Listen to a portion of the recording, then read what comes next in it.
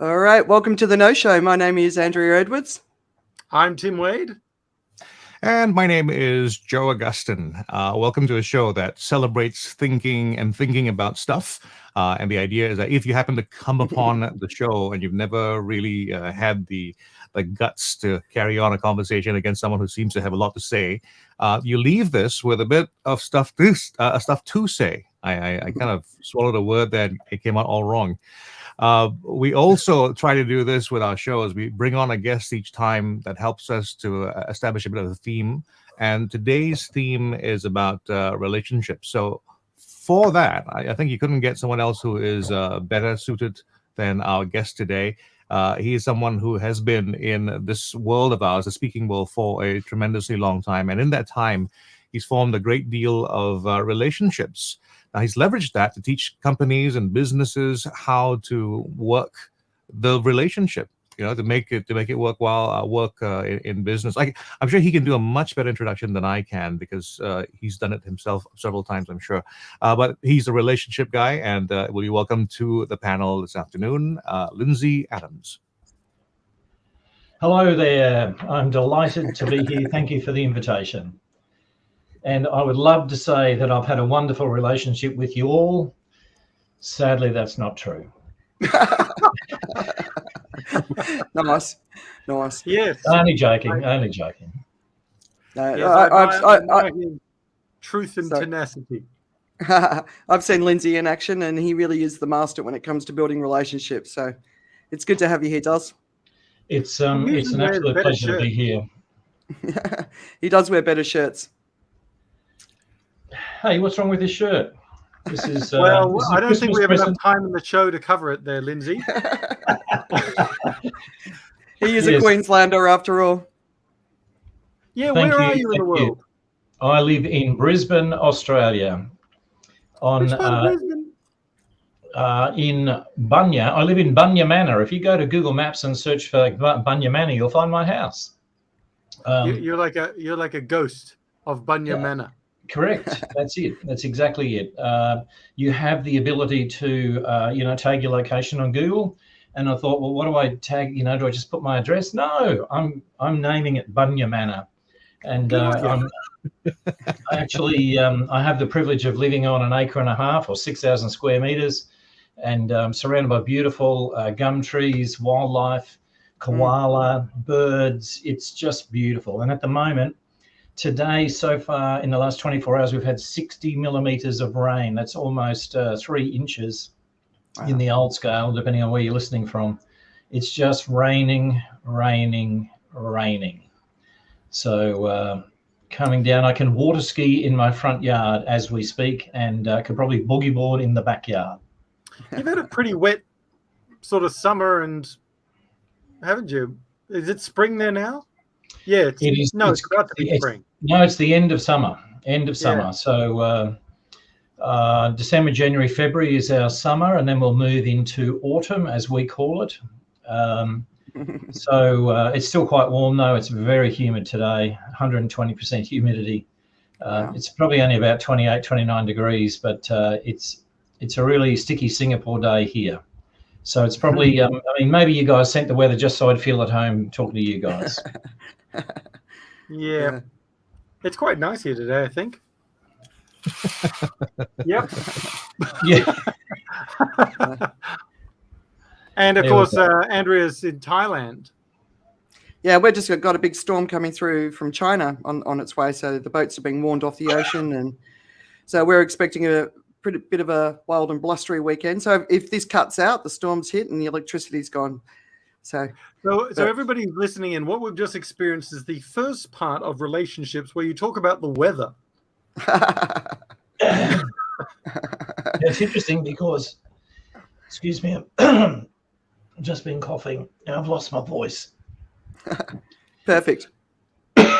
Excuse me. So one of the most important things about relationships when you meet someone new is to find some common ground.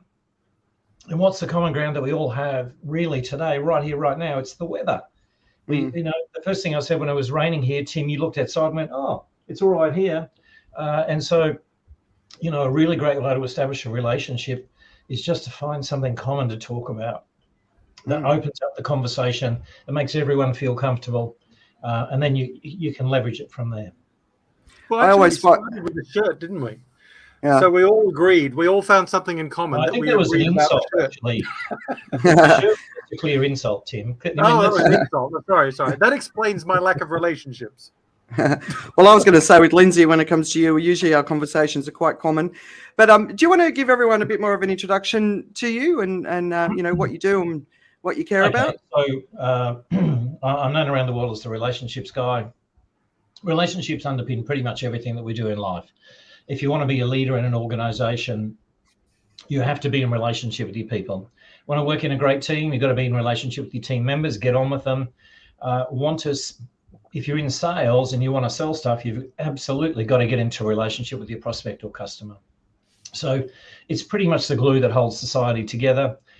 Sadly, in the Northern Hemisphere at the moment, we're seeing a lot of tense relationships and overt relationships, which is just crazy what's going on. But you know, in terms of the business world, relationships are it's the oil or the glue that makes everything work. And so I work with organizations, with salespeople, with teams, helping them to work better together. And so understanding their individual differences. If you look on the screen, there's 4 very different people here for very different behavioral styles and personalities. And yet we are all friends and are able to work neatly together should we choose to. And that's how it works in you know, in organizations. And so we don't have to be best friends with the people that we work with. We just have to be able to work with them. And I guess that's one of the keys of you know, building good relationships. So it is not rocket science, absolutely. I've done a lot of writing around relationships. I've written a book about it, and I'm happy to bore you silly with you know, with details of the book. But you know, really, it's something that's very close to my heart, and something that's really served me well in business, and that is the ability to connect with other people, engage in conversation, and then leverage those conversations to either do business or extend you know, the relationship in the way you choose. Nice. Well, we've got Bob Middlesdorf. He's listening in. He said everybody talks about the weather, but nobody ever does anything about it. So welcome, Bob. I've got an umbrella, Bob. I've been, you know. And for those of you who don't know, tell us a little bit about the OAM at the end of your name. Okay, thanks, Tim. I in the Australia Day Awards 2020, I was awarded a medal in the Order of Australia, OAM. This is the 4th highest civil honour that you can receive in our country, and it was in recognition of the services that I've given to the professional speaking community in Australia and around the world. So I've since learned the only speaker in the world that has been recognised by their government for services to the speaking industry. How do I know that? I was interviewed by a German speaker colleague for his podcast, and he said to me, Lindsay, do you know that you are the only speaker in the world to be recognised by their government? And I said, really? How do you know that? And he said, I'm German. I researched it. And I had no idea. Now, I've won, you know, lots of people have won lots of speakers awards, but no one's actually been acknowledged for their service by the government of their country. So it's a huge honour, and it's a very humbling experience for me to be recognised. And there are many who've walked before me and given so much, and yet I guess I was the lucky one to be nominated at that moment in, you know, that place and time. So I've been recognised by my government. It says, thank you for your contribution to taxes and for nation building. But as far as Lindsay goes, like for all of us, we've all seen his work, and it is a very, very worthy honour. You're incredible. The support you offer our community, and you know, from the minute I met you, not only did we have a laugh, but you're always there to support the community, and so yeah, well deserved. I was super proud of you when you got that. Yeah. Lindsay was you're also the global president of the president of the Global Speakers Federation, which is the umbrella organization under which all the speaking associations, national speaking associations around the world, from America to Africa to Australia, New Zealand, Asia, all across Asia, all around Europe, all of these, Canada, all these associations are members of it, and you're the global president of that umbrella body above it. So kudos, you certainly have done Australia proud, served the world, and a remarkably nice chap as well. Yeah. So, and here's the exciting one. At the moment, for my sins, I am the president of the Virtual Speakers Association International. So, Tim, as you said, there's a Global Speakers Federation. It's the umbrella group. And under that, there are 17 associations. 16 of those associations are based in a country. So we have 16 member-based associations that are based in, as you said, across Europe, North America, Africa, Asia, whatever. The Virtual Speakers Association exists for the other 170 countries that do not have a resident body of speakers or an association in their country. And so, we're trying really hard to be inclusive and bring everyone together around the world. Yeah. And so for any listeners who are here, who are, budding speakers or already professional speakers, but don't belong to an association, there is a place for you. And if you belong to an association, of course, you're still welcome to come and hang out with other speaker buddies around the world in our association. So really exciting times. Looks like we'll have to keep a lookout for Lindsay in Metaverse. We'll know he'll be wearing a blue shirt or a suit. I know that. Okay, so for those of you who don't know what happens, usually this part of the show, we're talking about the news, some of the key things that have been happening in our world so that you are in the know. And then there's the second part to the show where we're going to talk a little bit about the theme for the day. So perhaps, Andrea, do you want to get us stuck into some frozen news? Absolutely. So I always like to find a piece of news that makes us smile to begin with. And the week commenced with the news that the country's cross-country skier, Remy Lindholm, suffered a frozen penis at the Winter Olympics in Beijing. And the story was talking about afterwards when he had to put a heat pack on to thaw his penis out, that it's an excruciating experience. So anyway, I was just wondering, how did that story make you three feel? I'm glad that we don't have much snow in Australia. I shrunk away from it. Nice. I just thought it was cool. Oh God, you guys got to do better than that. It actually took me back to a song, I think when I was at uni or after that. It was called "Detachable Penis." Does anyone remember that song? Yeah, it's actually quite a good song.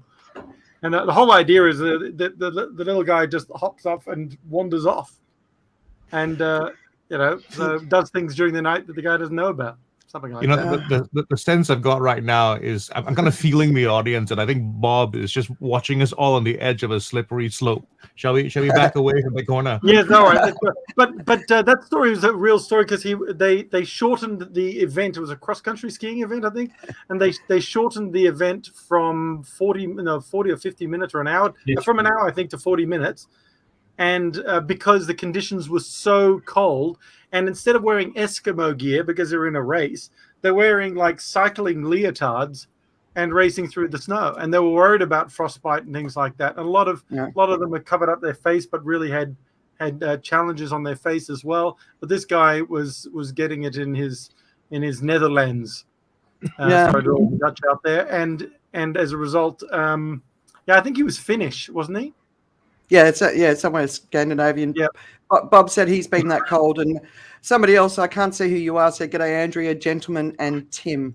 So there we go. The second piece of news, moving away from frozen penises, is a sad story. Nightbird, she came to fame on America's Got Talent. She died of cancer this week, and I think she's a beautiful soul that I hope her message lives on, because it's certainly a message the world needs to hear right now. Another story before we get stuck into the real meat of today.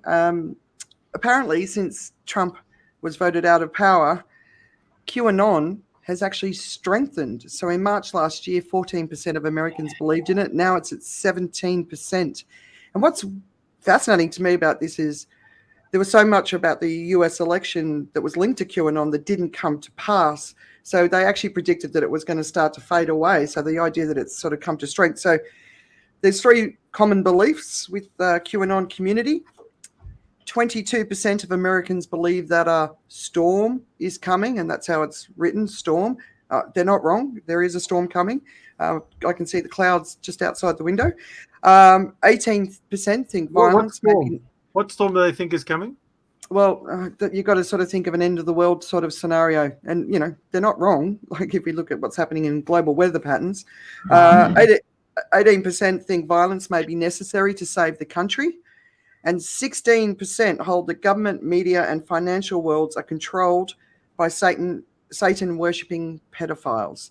So that's always the sort of the key message that we saw, the Pizzagate scandal and all that sort of stuff. So bit of a shame to see that we're not getting rid of some of that thinking. It's getting more, and not just in America, globally. I would have loved to have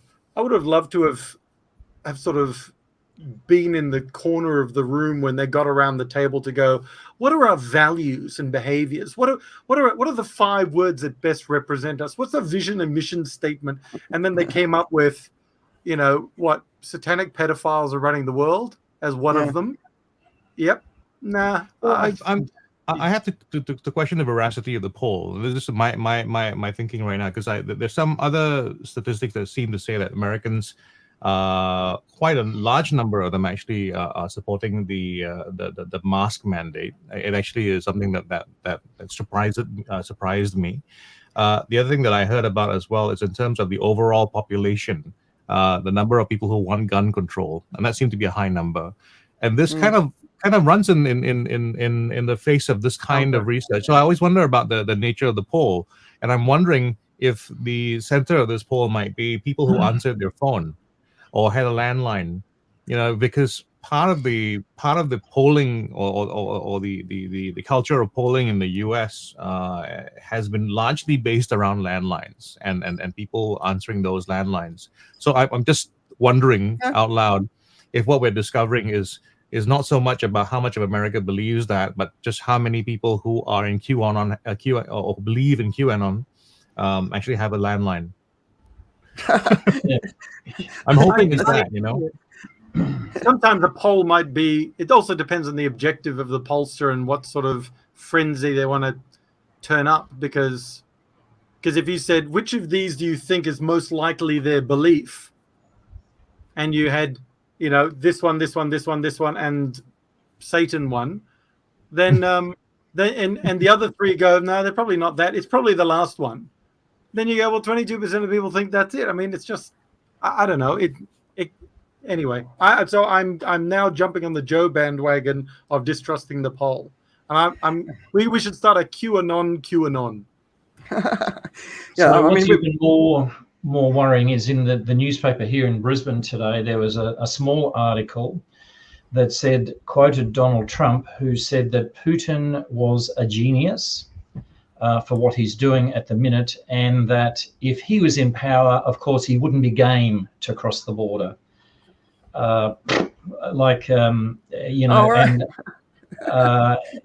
QAnon, of course, support Trump. Well, it's reputed that their followers are big Trump supporters. So, I mean, when you join those 2 together, it's quite worrying or quite interesting. Yeah. I'm not sure how much of Mexico has attempted to sort of claim independence and ask for American backing. Oh, they've offered to pay for the whole thing. Haven't you heard?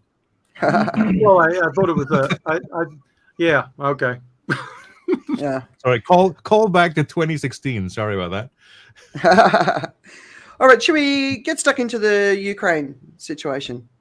Yeah. Right, so it's a bit of a deep and heavy one, and so as of yesterday, we are at war, and it is considered the greatest risk to world peace since World War II. From everything I've been reading, we definitely cannot underestimate what is happening and how it could escalate. So I'm sure you guys are seeing, there's a lot of panic, a lot of fear, a lot of people expressing opinions on social media. So, when we were talking about it last week, I don't think we were really able to nail down a reason. Like, there's not one reason why this is happening. So this week I sort of took a different approach to my research. I was really really wide and far. And I can't even include a lot of the stuff in my weekend reads because it was like people's posts on LinkedIn, or it was someone's comment on Twitter, and then I followed through the thread, and I've just been trying to take on board as many different perspectives as possible. One of the most interesting was a Finnish guy that was talking about Finland's history with Russia, and I learned a whole bunch of new stuff there. But what I'm hoping that we can do today is to really look at this from an end game perspective. Like, how could this potentially ripple out and consume the whole world? Because that's obviously the threat that we all face, and that's the threat we don't want to face. All right. So you are going to witness how I think as I do this, but I really want to say to you guys, just jump in. Like, I don't want to just sort of share what I've been thinking. I wrote some of my points down only because I just wanted to make sure I remembered everything. But I'm trying to bring in lots of different views, but probably I'm asking more questions than anything. So let's go. So first of all, we talked last week about the NATO angle, and is NATO provocation the reason? And it's definitely part of the story. The other perspective that's been shared a lot is whether it's a desire to create the next Russian or a new Russian empire, or just potentially we've got a megalomaniac in power, and as far as Putin's concerned, which a lot of Western people think that's what's going on here. But I think one of the most interesting angles I came across is this just the new world order sort of starting to come, and this is the big first step that starts to get that happening. So did you guys read any of the New World Order stuff that's been coming through? Yeah. No, I thought the band disbanded long ago, but I'm sorry, it was a terrible joke. I've been remiss in terms of staying up to date and what have you, and I've been guilty of that. Absorbing the sense around me. So people who are expressing themselves in one group, and then I find socially what I'm doing is I'm kind of absorbing where they're coming from as well. So I must say I don't have that widely read view that I should have right now as I do today's show. Sorry about that. No, it's hard. I mean, Lindsay, did you want to say something? It's hard to capture it all. It's really, I've been pondering this too, and I'm when you look at the guy, Putin himself, he's uber wealthy. He's got more money than he knows what to do with. He already rules a big chunk of territory. So why the need to take over even more? That's the bit I struggle with. Yeah. And you kind of think, well, do you compare him with Hitler, who was kind of had this vision that they were superior and we're going to rule the world, and is that where he's coming from? I don't know. My tiny brain struggles to calculate what the hell's going through his mind to want to take this action. And that comparison, like obviously a lot of people are doing the Hitler comparison, but the grievances of the past are cropping up, and so that's sort of coming up. But when it comes to the New World Order, we've seen like the US dollar is weakening, and there's a lot more content that's coming out, news that's coming out around that. China's doing business in local currency or in the yuan. Japan and China are doing business in their own currencies. So the US influence is definitely weakening, especially the dollar. China's might is just growing in all ways across the world, and they've been doing it gradually, strategically. I don't think so quietly, but it doesn't seem like people are paying attention. And of course, the other side is the Russian advancement as far as its weapons go. I think it was 5 or 6 years ago, there was Putin announced these new rockets that could go from Russian soil to America. And, so they've been really hunkering down on building, they've been taking a long time to get prepared for this moment in time. And I think we don't necessarily pay attention to that. To me, it's a democratic failure. We're too short-term thinking. But then the other side is Russians' justification is saying basically the West is morally bankrupt. And obviously using the case of Iraq, Afghanistan, and you kind of read that and you're like, yeah, I mean, he's not wrong, right? But that's obviously going to ruffle feathers. People don't want to believe that. We're the good guys, they're the bad guys, that sort of mentality. I've been watching a few of Putin's videos this week as well. One of the first signs that you can tell if a media is on side somebody is how they use the photography. So you'll see a lot of pictures of Putin in the media with like a distorted, angry face. And that's a real PR spin of making the reader hate the person. If the person looks nice, that means that you like the person, right? So that's the first thing. But a lot of the videos, I think he's been coming across as very resolute. He's got he appears to have a backbone of steel. Is it a show? I don't know. Will he pull out the nukes? He said consequences that have never been experienced in history if anyone gets involved. So, you know, he's playing a game that's a very dangerous game. And I think that's kind of like, you know, that kind of makes the world feel uneasy. But then you look at his inner circle, it's very, very small. Obviously, he runs on fear. Did you see this, at least the video with the security minister where he was saying, speak freely, speak freely? Did you see that? That was just a little tiny one. Have a look at it. It's a pretty fascinating little moment in time. But, you know, I've seen some elderly commentators, thought leaders sort of sharing views of saying he looks unhinged. And I'm not seeing it. I'm not seeing unhinged when I watch him on video. It doesn't mean I'm right. I think he's strong.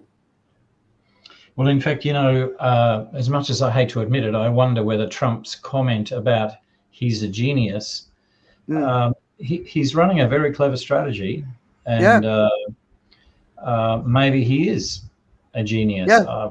And maybe, you know, me as a sane, rational person doesn't want to acknowledge that genius because what he's doing in my mind is wrong. Yeah. But when you look at his strategy, and again, I just go back to the Hitler example. I went to Germany and I did a walking tour in Munich, and they took us to the beer halls, and they said Hitler used to drink beer, and then when he detected the moment was right, he would jump up on the table and make rousing speeches. But he waited till they were half cut or half drunk before he made his rousing speech. And I thought, now that's clever, you know, a strategic way to deliver your message, to engender, you know, to create the groundswell. Now, you know, again, sorry, another bad comparison to Hitler, but the guy is, you know, he's strategically clever, that's for sure. And when you look at, you know, the destabilization that this is creating, but also you mentioned the destabilization of the US dollar and China, and look at what China's doing in the Asian region. You know, there's by stealth trying to take over the whole region, you know, really rubbing sand in the eyes of Australia at the moment in every way possible they can to kind of flex their muscle against us. And it kind of, you know, China has not publicly denounced Russia's action. No. Everyone else in the world has. So, you know, it's a really interesting, when you look at the big plateau or the tableau of the world at the moment, we live in interesting times, to quote, you know, a bad proverb. Yeah. Well, the interesting thing about whether or not he's brought the people with him, so we know that the oligarchs, so the real money, they're going to stick with him because if he's victorious, they don't want to lose their power or their heads. But they obviously will choose their timing when they oppose him, right? So I think, you know, that's a game that's going to be played in the not too distant future. But are the Russian people with him, and are they on his side? And this to me is one of the most interesting things, because if they're not on his side, what can they do? I mean, they've only had the Russian view. There's no opposition in Russia. Opposition protests are already being arrested and put in jail, and the media has been controlled for multiple years. But one of the other signs that came through is there's no jubilant celebrations on the street on this invasion. Like with Crimea in 2014, they were out in the street partying, but no shot was fired then, right? Reports state that the Russians are actually shocked that the war even started. They didn't believe the Western media or the narrative outside of Russia. So it's really come as a surprise in the country. And one report is saying that the number one fear of the Russians is war. They've, you know, been in a state of war for such a long period of time, and they know the suffering that comes with it. So, you know, the way I'm kind of keep looking at this is it's like Putin's like a grand chess master, and he's playing and he's made his first move. And will his people stand with him? And that's something that if they don't, if it ends up in a massive revolution, he's got such control of the country. I mean, but it is potentially one limitation to his plans. The sanctions that obviously everybody's talking about right now. There's a Russian diplomat in the US who basically said he couldn't remember a time when the country wasn't suffering from sanctions. So basically, it's not going to work. But they've created their alternates, haven't they, already? Yeah, exactly. And that's like they've spent, he's basically spent decades building up Russia with countries like China with economic relationships. And this is all part of the New World Order. There is money in other parts of the world now. So, I think it really weakens the West. The other interesting thing, Andrew, you're saying about do the Russian people support him? I've got very good friends who were privileged enough to travel to Russia, and they traveled extensively. And they said inside of Russia, they don't know about the rest of the world. They don't care about the rest of the world, and they don't care about the US. They believe you go to America, and I've been told more than once that they are by American friends, that they are the policemen of the world, and without us, the world is not safe. And that was almost the same opinion that my friend transmitted by the people he spoke to within Russia, that we are Russia, we are powerful, we don't care about America because we're bigger and bolder and we are the power in Europe. So it's a really interesting one, isn't it? You wonder, do they think that they're all powerful, and maybe this is just what they expect. Yeah. Well, I'd like to speak up on behalf of the chess fans of the world and say that they might disagree with the idea of chess master, because in chess, what you're doing is you're making moves with where the calculations and the outcomes are actually quite well known. You've just got a few steps ahead of everybody else. I think Putin is actually a high stakes gambler with a lot of money right now, and he's actually putting down big chips. He has a stockpile of money, which it's actually. And it's not his money. I mean, as a country, they've stockpiled lots and lots of money, and this is where I was thinking about relationships and how it comes into this as well. There is the timing of this couldn't be better in terms of the relationship with China. China has an objective to reach out and be the power that it wants to be. It's launched its digital yuan as well, which makes the access to money something that China can solve for Russia, because the main threat is that Russia can be held away from money by not giving them access to US dollars.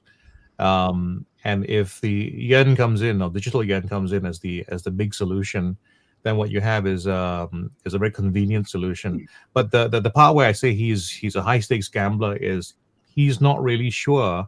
I think what's going to happen. There's a kind of an estimation of what is going to happen, what I can do. He relies on certain reactions or non-reactions based on fear, and whether or not it's the kind of thing that that the audience has a taste, or the other leaders of the world have a taste for, right? Because what he's doing is forcing the hand, I think, of the other leaders, where the ultimate choice that they've got to make has to do with the CIA, and I'm going to leave it at that. Right. Oh, back to that. Yeah. Right. I'm not so sure about high stakes gambler though. You don't amass your forces and go in on a particular strike with a lot of targets and military objectives and everything. You don't do that at a whim. A lot of that takes months of strategic planning and reconnaissance, listening in, making sure you've got the correct intel and information of where everything is, monitoring movements, all of this sort of stuff.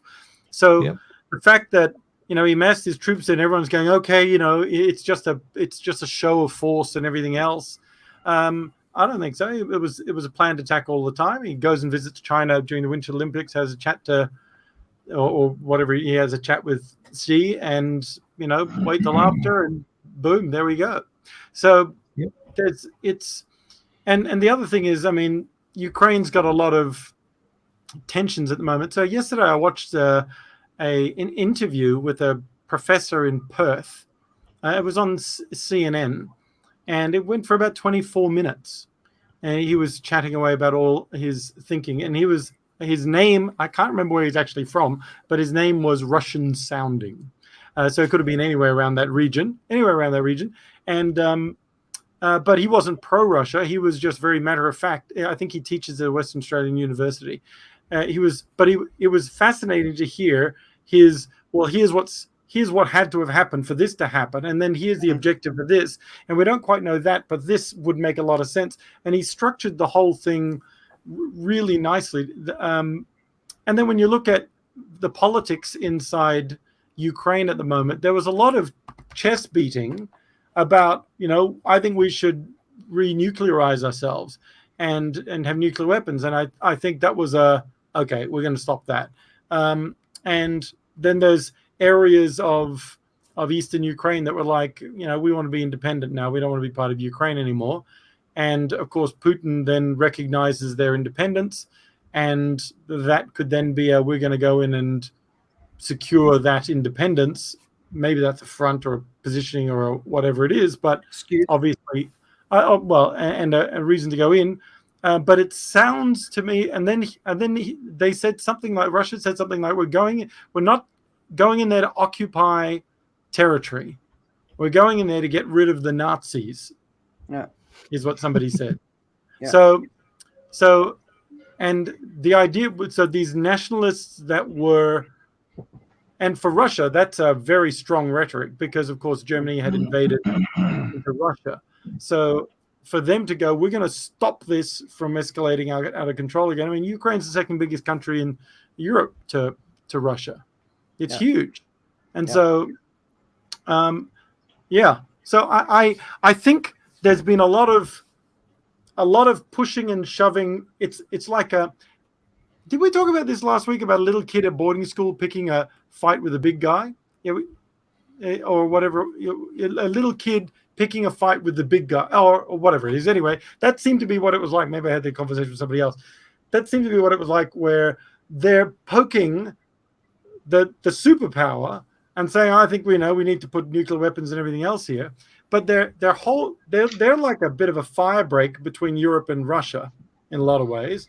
And the fact that they want to arm up and they want to join NATO, I mean, as far as Russia's concerned, that is a threat to border security. And it's also against the deal that was signed when this, the whole Iron Curtain went down, and that's all part of the problem of the NATO's coming right up to the border, right? But but some other things that have come up. So the Germans actually have said no to the Nord Stream 2 pipeline. And it's like a percentage of it left to finish. So this is interesting, right? So Germany's always sort of been against some of the proposals by NATO because of its reliance on Russian gas. And now they're basically saying, all right, we're done. So this is interesting because obviously in Germany at the moment, there are already gas shortages. So making this move is a strong move by the German government. But also it opens up the door for them to produce sort of renewable energy and move away from the whole reliance on Russian gas anyway. So that's another one. The other thing is, will NATO move beyond just sanctions? So while the war's between the two countries, I think, escalation may not happen. And well, we can see that it's not going to be good for the Ukrainian citizens. I think it's something for all of us to really keep in mind, that if this becomes a bigger thing, if more countries getting physically involved in this war, then that's when it could truly become World War III. So we need to sort of really ask that question of ourselves: when our leaders aren't doing more, is it to stop that potential? And obviously, if the US gets actively involved in this war, which they're usually sort of a few years down the track before they actually put boots on the ground, that's when we're going to be looking at a much, much bigger situation, and that's when escalation will be frightening for the rest of the world. But so going back to the chess moves or gambling moves, I still think it's a chess move. But anyway, one is refugees. So I don't know if you saw yesterday, refugees are already starting to leave Ukraine and into Poland. And I think Putin is banking on the fact that Europe is refugee weary. Where this might be an incorrect assumption is that they're not refugees from the Middle East, they're European refugees. We need to get ready for a world that's going to be flooded with refugees anyway. So this potentially could be an opportunity for Europe to sort of take care of the refugees that may flood out. But I think Putin's banking on it not being too happy about the refugees, as we saw in the last few years. I mean, it's completely destabilized Europe, all of the refugees, especially flooding from Syria. So I think that's one. The other one is I think Putin's banking on a war-weary world. I mean, we know that the US won't get involved in this in the short term, other than, speaking, sanctions, that sort of thing. But I think that's another thing that he's really banking on. Do you guys agree? I do I think agree it's with all part of that. It's all part of that calculation that I'm banking. Yeah. So this is why I'm saying you're banking on all these things, right? And for me, the that equals gambling. What could undo all of it is just someone just saying, I'm going to take unilateral action quickly in one of these areas where you expect me not to, right? And so I mean that's really what I thought about. So like, you expect your civilized adversary to behave only in this civilized way. That's what 9/11 was all about, right? You didn't expect that to happen because you just thought people would draw the line at a certain point, and they didn't, and so you were caught off guard, right? So I'm always thinking about, when someone pushes you into a corner, sometimes it's better to just come out with your fists flying. And I hate to sound like that kind of person, because I'm not that kind of person. I always try to figure a way, first of all, to make a joke and then take you somewhere, but and run. But the situation right now is it's banking on all these things to sort of like be to line up in the same way. I mean, he's banking on China to stay resolute as well on their position, but China may have difficulty in staying supportive if they cross the line. So in terms of what they did, I mean, no one's not recognizing that China's enabling right now. But when you got to come to a point where people go like, what you're doing with your friend there, that's not so cool. Now we really don't want you to play with us. And then China may have to change its tune as well, because even the people in China, no matter what they feel and how they feel about the rest of the world, there comes a point where if you cross the line of humanity, I think the regular Chinese will also feel that something is not quite right about that. And while the mechanism for change may not be as strong, it's still there. If you have a billion people unhappy with the situation, it makes a difference. Yeah. See, I don't think this is going to be a long war at all. Well, I think there's some different factors that we need to factor in. Like potential, if it's quick, it's good, right? It's good or not good, because it could actually just still simmer, right? Yeah, but like looking at the sort of the aspects, right? So whether you love him or hate him, I think Biden is a really seriously experienced leader, especially when it comes to Europe, and his depth of knowledge about how the European sort of states all function, I think is an important. He's got a maturity. He's not I don't believe that he's a warmonger, but who knows, right? But another issue that we're already suffering from is inflation, and prices are going up again. So basically the stock market went down yesterday. Oil has passed $100 for the first time since 2014. Gas prices are up, but wheat prices are up. And this is important because Russia and Ukraine are both part of the wheat belt, right? So countries that rely on wheat will potentially have hungry and very angry citizens. And this is going to create a lot of challenges around the globe, especially in developing countries. Like I was reading a report about in Egypt, they rely on wheat imports from Russia and Ukraine. So that's one of those things that the longer it goes on, it could create more hotspots that could explode and create bigger problems. And we've already got messy supply chains. So this is going to make that situation worse.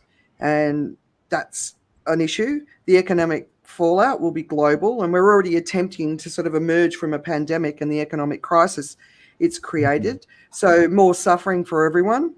What will this mean? What can we all tolerate? I think that's a thing that we need to sort of keep sort of front of mind. Will we back our leaders against this aggression? Are our countries in the West capable of this anymore? The anti-war movement is stronger than ever. I know for me, war is useless. It doesn't achieve anything. Michael Moore made a statement, and I'm not a huge fan of Michael Moore, but he basically said he felt like it was so old-fashioned invading another country. And I thought, yeah, I mean, it does. It really feels weird, wars from a distance. It's digital these days. But when we've seen this throughout history, when we have war in one place and our eyes are focused on that war, it provides cover for other countries. And I don't know if you guys saw this yesterday, but the moment that Russia invaded Ukraine, Taiwan was basically warding off Chinese aircraft in its air defense zone. Now, this has happened before. This is not a new thing, but the timing of it was really interesting. So if China decides to say, well, this is the opportunity for us to take on Taiwan, what then? And that's probably the escalation I'm concerned about. And Joe, you've been talking about China a lot, but we've never seen Chinese military power fully unleashed, and I don't think we want to see it happen. But where else on the planet is going to boil over if this goes on? And that's why, to me, it's a really important thing that we really look at this bigger story and its potential, because if it rolls out into this, Japan in World War II, we had Germany kicking off World War II, and then we had Japan coming in, and the whole other thing, happened, and it's the boiling points. And I know that Putin knows the potential for this. And from what he's saying, he's okay with whatever outcome happens. He's going to stand ready. But are his people willing to stand behind that? And what is the West going to be okay with? So that's kind of where I've been getting, because we don't want to be facing Russia and China in a war. That just doesn't have any good. Absolutely not.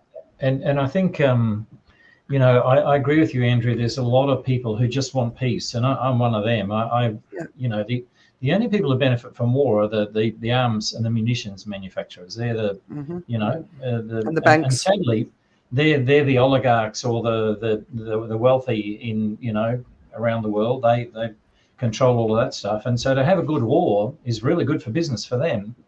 But I think Joe and Josephine Average, if I could use that silly term, don't want to have a war.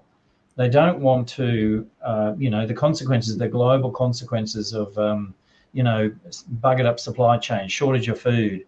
I'm still gobsmacked and flabbergasted that, when there's an outbreak of COVID, everybody goes and buys toilet paper, when there's no connection between that and your digestive system.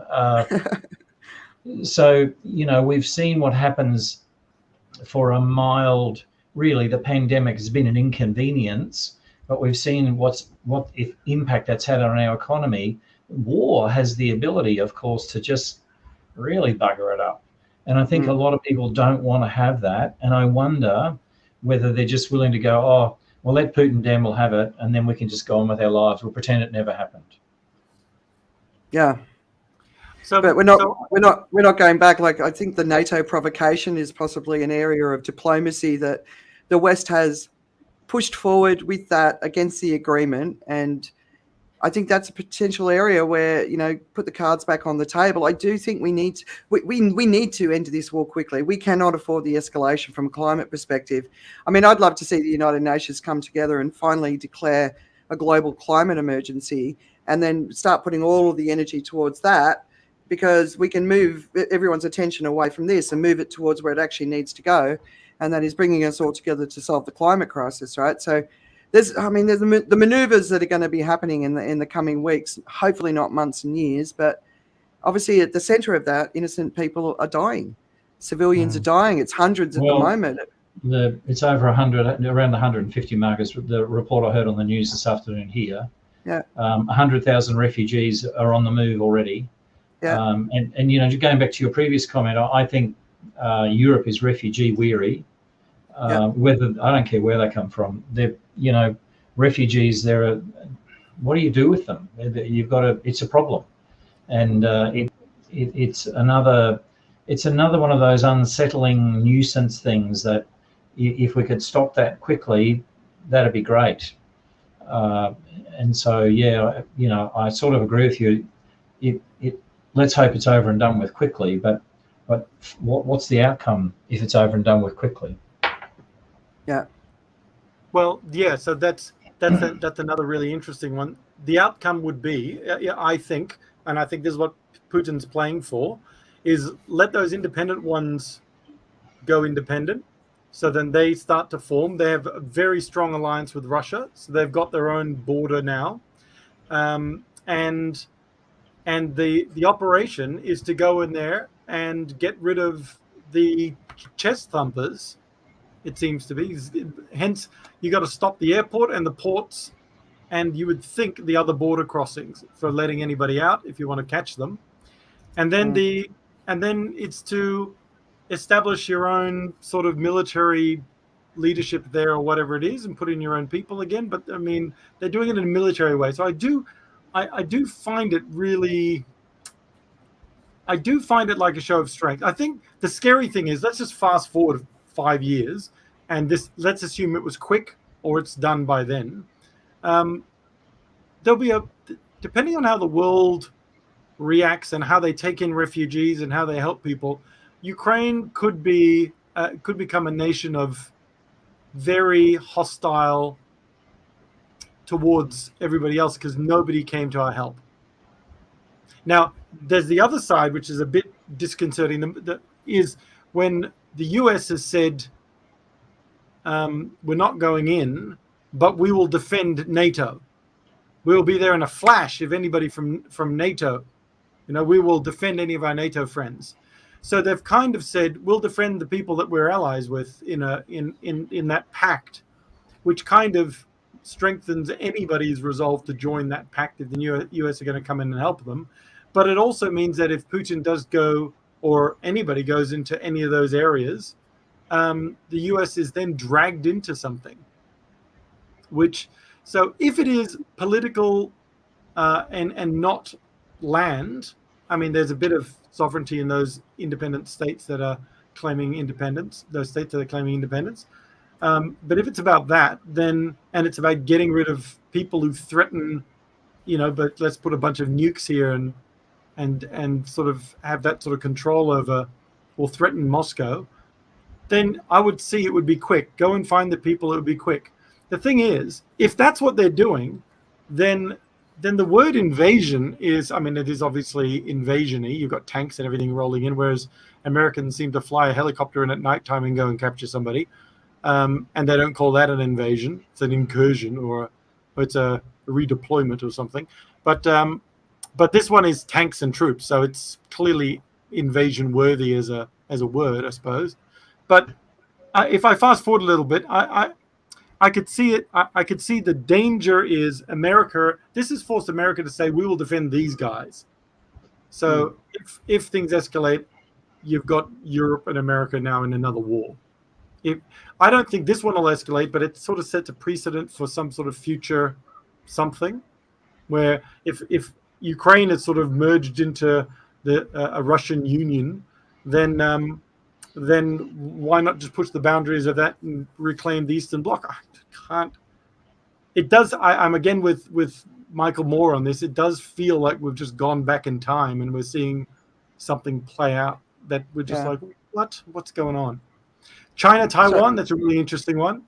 Yeah. I don't know what's going to happen there.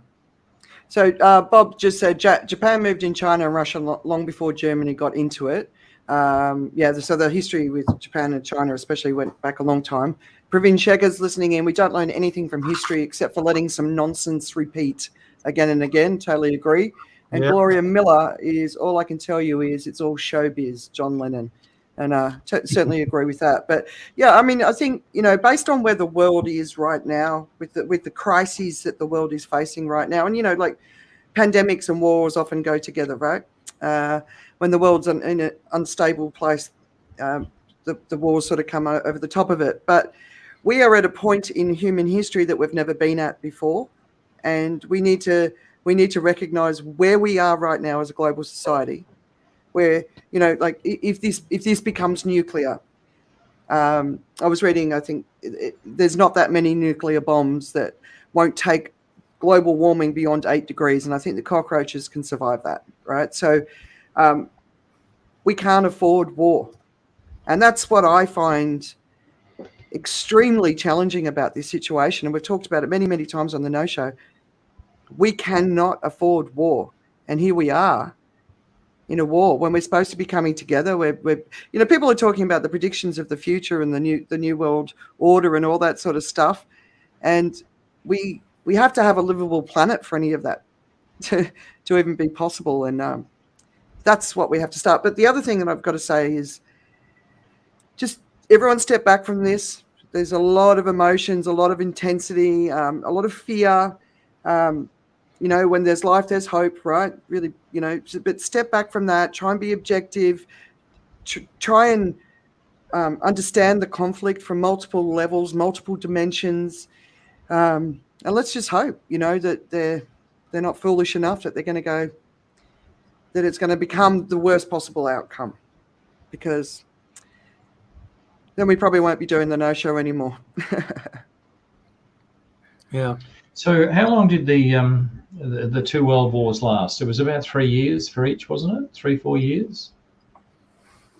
42 to 45? 14 to 18, 39 to 45. 6 years for 39 to 45. So, is this the start of 6 years of I don't know what?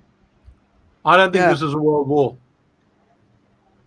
But it has the potential if it could go there. If we're not playing the right cards, yeah. So Tyrone Jackson's just made an interesting comment. Let's take solace in defeating Vietnam. They'll think twice before attacking the US again. And sorry, Tyrone, I'm not sure who you are and where you come from, but I don't believe that the Americans actually succeeded in defeating Vietnam.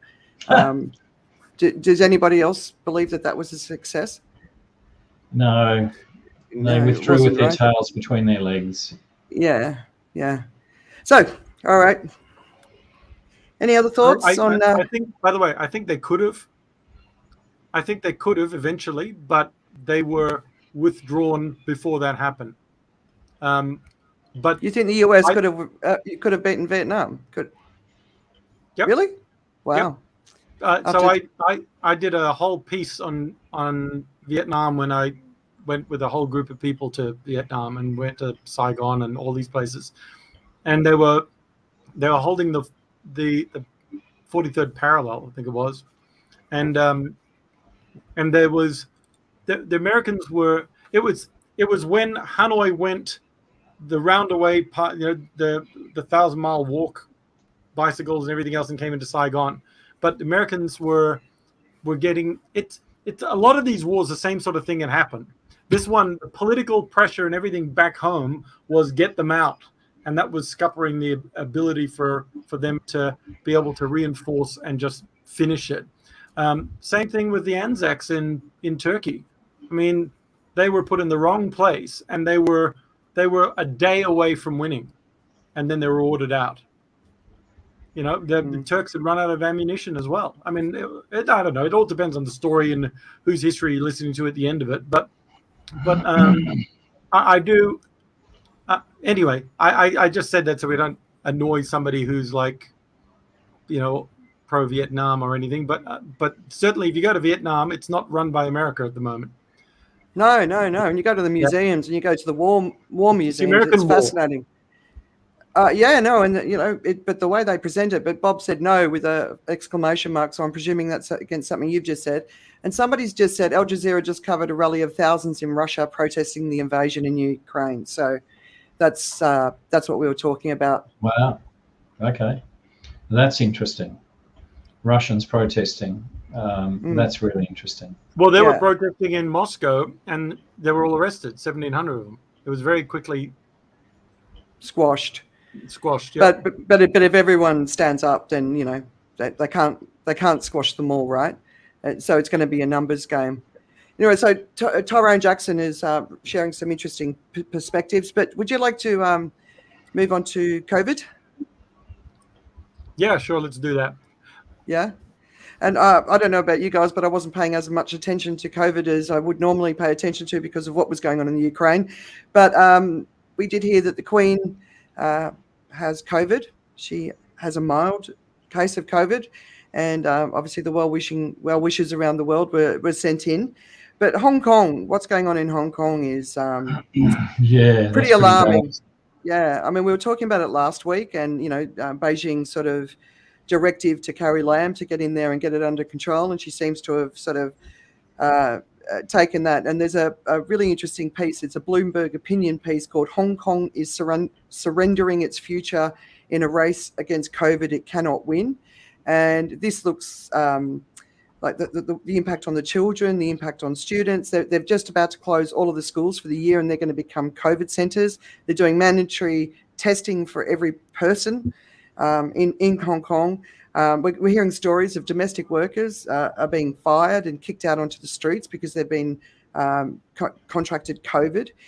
So it's pretty ugly what's going on over there. I'm getting a whole bunch of emails from people in Hong Kong looking to get on a plane and get out and get to Phuket as quickly as possible. So I think something like 30,000 of expats have jumped on a plane in the last month. So it's getting pretty brutal over there. You guys reading anything? Yeah, interesting. I have some first-hand experience. One of my nieces lived in Hong Kong, and her husband was a pilot with Tiger Airways. Of course, Tiger Airways was shut down, and they came back to Australia, and it's really getting out of hand, that's for sure. And they were glad to be gone. It was sort of an inconvenience at the time, but the old 20/20 hindsight. They're so glad they're here now, rather than there. Yeah.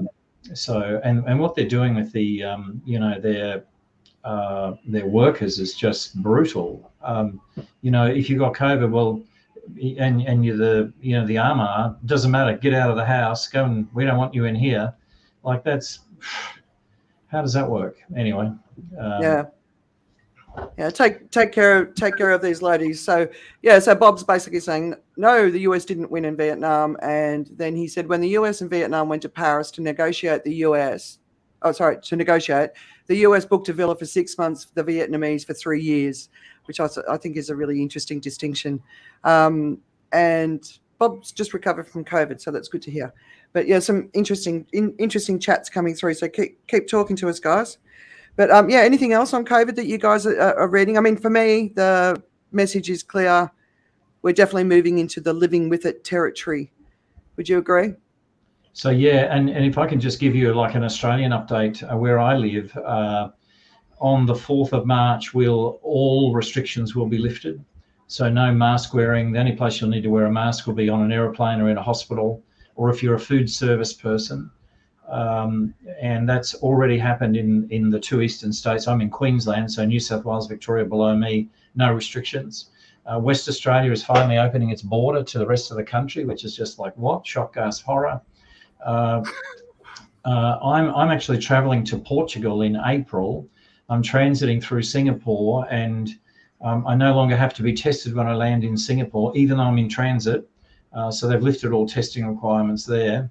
So, and I think by the time I get on the plane, it'll be, are you double vaccinated, Mr. Adams? Yes, welcome aboard. Rather than at the minute, you have to have a rapid antigen test at least to get on the plane. It used to be a PCR test, but they reduced it to a rapid antigen test. So our chief health officer in the state in which I live has said we are quickly moving from a pandemic to an endemic. So interesting where we're at in Australia. I've got buddies across Europe, and in the Netherlands, they've opened all restrictions or taken all restrictions away. In Spain, all restrictions are gone. And yet they've still got thousands of cases, but it's kind of living with now. And people are really just fatigued. They're over the stay-at-home business, the impact on business, the economy, the whatever. Everyone just wants to go back and live again, if you know what I mean. Yeah. You guys keeping track of the conversation that's coming through? Yeah. Well, I'm getting to one end of it. I'm only seeing what's on LinkedIn, so I'm seeing mostly what's Bob saying, but I think there's more happening on the other channels that you're looking at right now. Well, there's a lady. There's a lady called Gloria Miller who's commenting, quote from 2015 with talking about cloth masks. So Gloria, you're obviously an anti-masker, which is fine. Like we live in a part of the world where that's not an option. In Asia, I think we'll be wearing masks for a lot longer than the rest of the world. And And then we've got Tyrone, who's talking about 400,000 ganja smoking hippies, puking, expectorating, defecating, urinating in a muddy posture for 3 days in the raging Hong Kong flu plus no masks equals Woodstock. Okay. But Bob, yeah, I mean, I'm with Bob. I'm like liking that one, Tyrone. Yeah, Which Bob, channel are you lifting all. reading from, Andrea?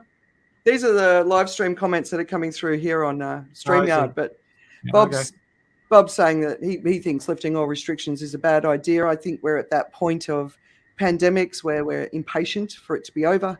But whether or not it's the right time for it to be over is another thing. So, but, you know. I want to address something about, like mask wearing. So I'm not even sure what the comment is, but my sense is always, when it's all done, people go like, you see, we were right after all. We didn't wear masks. And I put it to you this way, right? Before a certain age, you can't get pregnant. There's a certain age during which you can get pregnant, and there's an age after which you can't get pregnant again, right? So, if you and this is not the perfect analogy because I just thought about it, but if you think about it, the same behavior at different phases produces different results and exposes you to different risks. So we're at the stage right now with Omicron where WHO says, you know what, the measures that we put in place or that people are trying to put in place are not working. So let's now just back off on the restrictions, because despite all the restrictions, this is the result. Therefore, what we should do is this instead. That's the thing. And this would not be the same prescription if it was Delta we were dealing with, or in fact, back in the early days, the original variant as well. Because that was a different kind of math. That was where exposure to it was much riskier than it is right now. So now we talk about Omicron. You might think, okay, well, not so much of a risk. Okay, so let me put some numbers out there to you and make you ask some questions of yourself. Because now the older people are feeling a bit more secure because it's not as dangerous to them, right? But the number of people in ICU right now who are kids is rising. Yeah. Are we comfortable with that? Just No. because now suddenly we're okay. So I didn't feel like wearing a mask before, and they made me do this, and I was in danger. But now I'm not in danger anymore. Screw the mask. We're getting complacent. Now you have kids getting sick, and now you have things like the largest, the greatest threat that we have when you get Omicron now. Which they're only now discovering is in the year following COVID, you're at heightened risk of heart disease, and it's not something that just goes away. So yes, in terms of the effort, like if we're trying to hold back a great big flood. You might say that in the grand scheme of things, it might not make as much sense to do something like wear a mask. But on an individual level, the statistics are quite different. So what I'm going to put to you is this: like my household is quite different. My wife, she's on chemotherapy, she's immunocompromised, and just last week, despite the very low number of deaths in Singapore, one of them happened to be someone that we happen to know, who happened to be in a similar situation. Who was overcome by COVID. So it's a grand statistical thing. I mean, statistically speaking, everyone can sort of go back to the old style of behaving, and you can expose yourself to X amount of risk with this and that, all that kind of stuff. But the reality is that there is risky behavior. And I used to do this even before COVID, and it used to drive everyone around me mad because I was the guy who, if I had the slightest sense of a sniffle coming on, I would stop shaking hands. I don't know if Tim ever remembers me not really shaking hands at events. I don't like to do that. I mean, because I don't want to give it to you. And that's my whole thinking. And people aren't doing that right now because they're not thinking of the impact of what they're doing. It is still something dangerous that is going around. Maybe not dangerous immediately to you. And in terms of your perception, you might be right about that. But you also could be wrong. And in terms of the kids who are in ICU, we're not talking about people with comorbidities. They're just young. And that's the new thing for Omicron. Not that it's harmful to a lot of kids, but that proportion, and they don't have the same kind of caveats. It's like, you don't necessarily have to have this comorbidity and become particularly vulnerable to it. So it's a different kind of science. So yeah, I hate the idea that mask wearing, for instance, is one of those things that becomes a proof that we were right after all, because it's one of those things where I'd rather you be right on some other aspect where there is some validity to your concerns, like something you were concerned about turned out to be right or whatever it is, and I'm completely okay with that. But to take something that is a false equivalent, to take that and then sort of like especially it feels a little bit like the new kind of music that's offending everyone right now, where I think in rap they're rapping about people who are dead and making fun of them. It does feel a little bit like that in terms of the efforts that people have put in to try and fix something and control something, which is actually for everyone's benefit, including people who don't want to wear masks, and then have them go like, oh, yeah, it was a waste of time after all, wasn't it? I had an interesting conversation with my wife last night, which was about, because we're about to go to Australia. Australia are lifting all the restrictions on masks. We've still got them over here, the restrictions over here, and so the conversation is, when we get to Australia, are you going to wander around with no mask on? And I was like, huh. So I got to on the plane, yeah, I'll be wearing the mask and going through the airport and everything else. But then I was like, so it's going to get to the point where I'm going to look like some. So it then comes down to, am I worried that I'm going to look like I'm either infected with something or distrustful of everybody else? Because that's what it kind of looks like. It's like I don't trust everything. I think everybody's infected and everything else, and I don't want to get it. Or I've got a cold or whatever it is. And that's what that's what I'm going to appear to be like. Or do I just walk around with no mask on just so that I can get through the day without, weird looks? Or do I wear the mask because I believe the mask is in an environment where, and you just look at the chat right now, everybody has a different opinion about everything. And there's a bit of finger pointing and stone throwing about to begin at some point. And I'm not claiming to know it, but I don't believe that you know it. And so as a result, I'm going to wear the frickin' mask, because I don't know, you don't know. The experts say something, and then a few other people say something else. But and I get that the mask can, microbes was one of the arguments. Sure, throw it in the washing machine. I get that, but how am I gonna lead my family in this one? And my wife said, well, she's gonna wear it. She's from Singapore. She's gonna wear the mask the whole time. Not the whole time, like when we're indoors or anything, but when she's out and about in shopping centers and whatever, she's gonna wear the mask. And part of the reason where I think that that's a sensible approach is because of this move to let's lift everything and let everyone get Omicron. That seems to be if we're all gonna have to get it at some point, that seems to be the oh, thanks, Yoko. That seems to be the thing. So the idea is, are we supposed to? What are we supposed to do when we're faced with something like this? Sorry, I got derailed by wild comments. So Tim, I'm going to help. Yeah, help me, allay your please. nerves. I want to help allay your nerves, Tim. When you come to Australia, you're welcome to wear a mask. Even though we've had situations, we've had periods in the past where we've had no mask mandate. A lot of people are still wearing them. You will not stand out. There's a lot of people. In fact, public transport now, people are more comfortable wearing a mask on public transport than ever before. It wasn't part of our culture 2 years ago, but it certainly is now. You're not going to stand out. You're not going to be.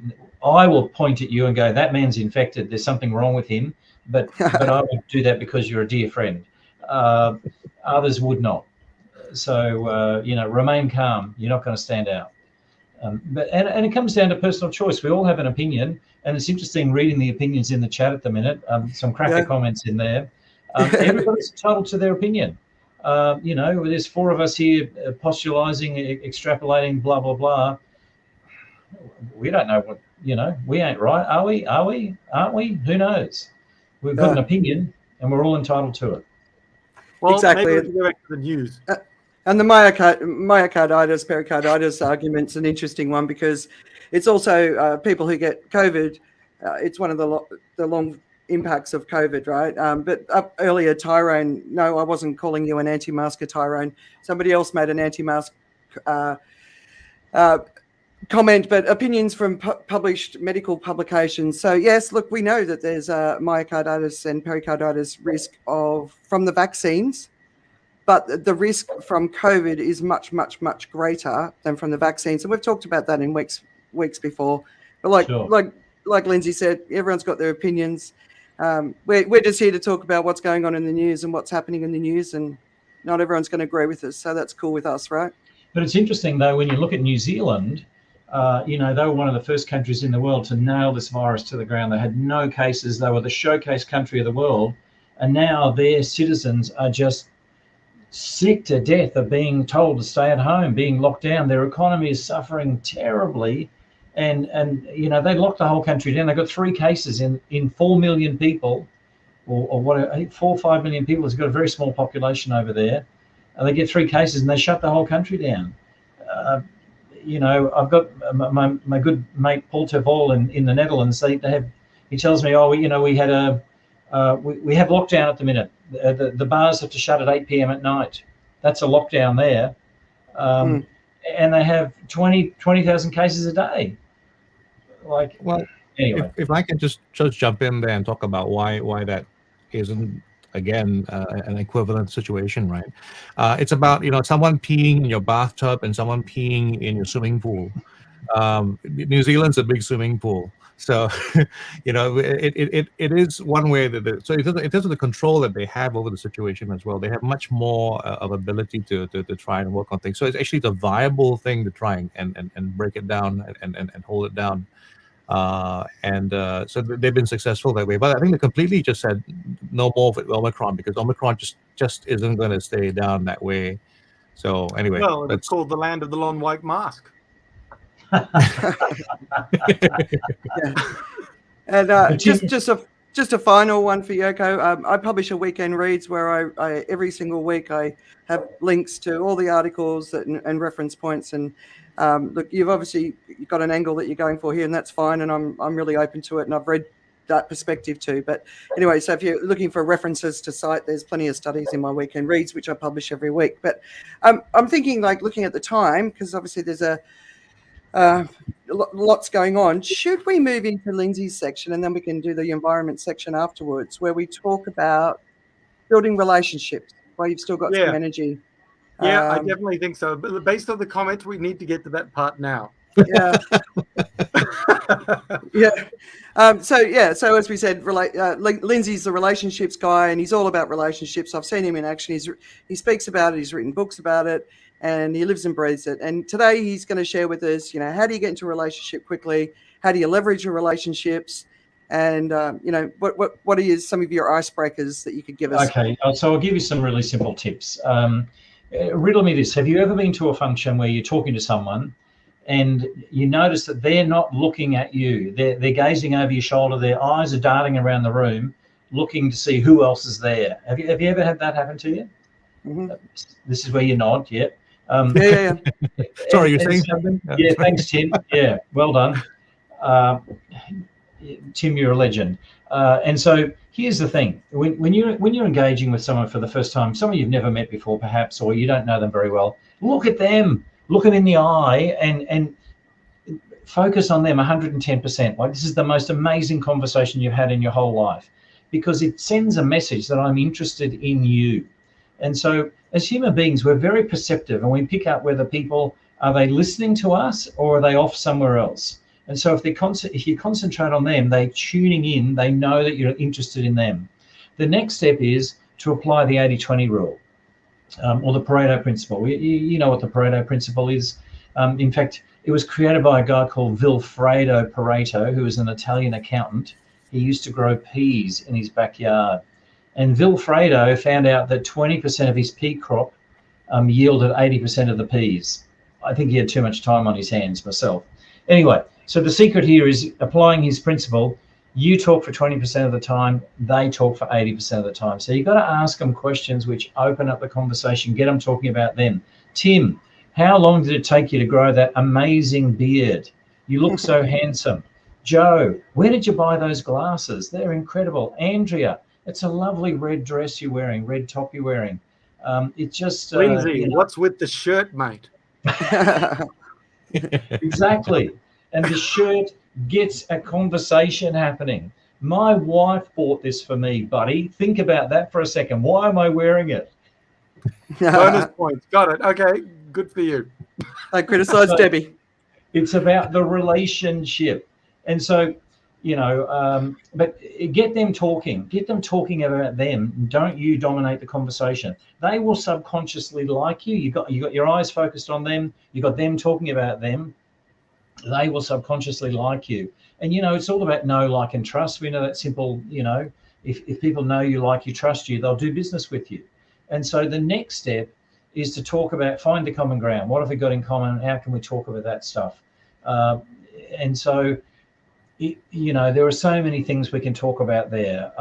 Between the four of us, we can talk about, living the life of an international speaker, or what it's like to travel internationally, or, what's the weather? There are so many simple things that you can talk about that's common to all of us. For us three blokes, we could talk about how it must feel for that poor guy, when he froze his, his nether regions off on the 20-kilometer ski run that he did. Andrea, you just have to imagine what it's like. And so the next step is the PS. My mum used to be a great letter writer, and she wrote to my eldest brother, Neville, every Sunday night. This is the day before computers and email. She would sit at the kitchen table every Sunday night, write Neville a letter. And she'd often get to the end and go, that's it for this week, love, Mum. And then she'd go, oh, forgot to tell him about. And she'd do a PS, a postscript. Well, in terms of relationship, the PS is a small act of positive service. And so think about this. You have a meeting and, you meet with Tim. Oh, Tim, it was so nice to meet you. And you go back to your office and you write a handwritten note. Tim, so nice to meet you. Looking forward to working with you. Man, you've got an amazing beard. You look so handsome. Kind regards, Lindsay. Joe, so nice to meet you. Here's a copy of my book that I promised you. Andrea, so nice to meet you. Here's that article I was telling you about. I know you love, interesting articles. So what's the PS? What's the small act of positive service that you could do to enhance your relationship? Or you could use it at the start. So I was in America at a conference. It's lunchtime. It's like you line up at the buffet table. You get this big long queue of people, and you arrive at the food table. There's a big pile of plates, big pile of cutlery, wrapped up in serviettes. I took a plate. I took a cutlery, and I turned around to the guy behind me, read his name tag. G'day, Bob. Have a plate, have a knife and fork. And he goes, oh, thanks, Lindsay. He read my name badge. And then we went down the food table, filled our plates. We sat together at lunch. We ate lunch together. He's become my second best friend for life. I've got an open invitation to stay at his house when I pass through Kentucky. Like I do that often. But anyway, can you see how simple this stuff is? And so, focus on the other person. Get them talking about themselves and finish off with a small act of positive service. It ain't rocket science. But it's a really simple way just to leverage relationships. And then once you get to that point, you might want to do business with this person. That's a whole nother, section, but you can leave off this relationship. It's always relationships first, business second. A lot of people try to jump in and sell you stuff. Oh, hello, Tim. I sell razor blades. Would you like some? No. Oh, why not? They work for me. You're on mute, Tim.